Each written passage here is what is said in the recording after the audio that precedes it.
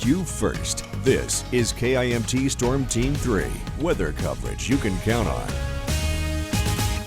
Well, welcome back, everyone. So we are soaking up some of the sunshine, but a few clouds are beginning to move in. You can see it here on our Live Eye network, particularly over Rochester. The clouds aren't terribly thick, but they're still thick enough that they could be spoiling some of our storm chances as we get later on to today. They are definitely going to affect it because it's all going to be very temperature based. Meanwhile, in Austin, we're still seeing plenty of the sun. And in Charles City, we're seeing kind of a mixture, clouds, sun, and yes, a little bug on the camera there. I think it's a wasp. We saw it a little better earlier on. But these temperatures still are warming despite the fact that clouds are building in. We're at 79 degrees already in Austin, 77 in Rochester, Owatonna, Mason City, all of us warmer than where we were this time yesterday. And I do expect more of this orange to spread across the map, that orange indicating where temperatures have reached close to that 80-degree mark and ultimately getting into it. So the next few hours do point that out. Temperatures are expected to keep rising despite the fact that we are under partly cloudy skies now, some of us mostly sunny.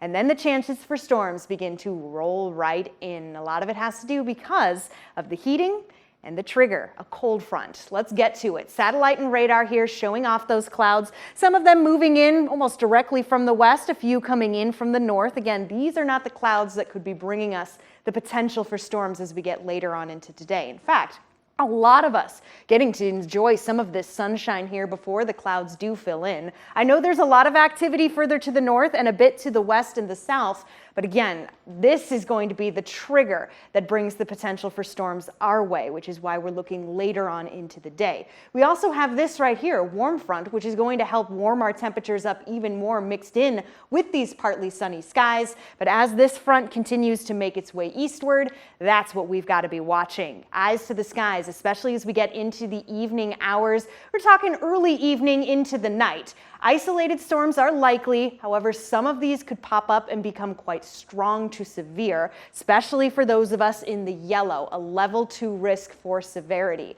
If these storms do become severe, we're talking about potential for some pretty large hail, some strong wind gusts, and even a small chance for an isolated tornado or two. There's a lot to watch out for, and don't you worry, we've got your back. We'll be keeping an eye on it throughout the entirety of the day, even into the night. Sky Tracker 3 does a decent job of trying to time out a lot of this activity. By 4 p.m., we're still looking at these mostly sunny skies. By 6 p.m., we start to see a little bit more of the evidence closing in, but a lot of it does look to wait until we get into that evening as the sun is setting. Here's 8 p.m.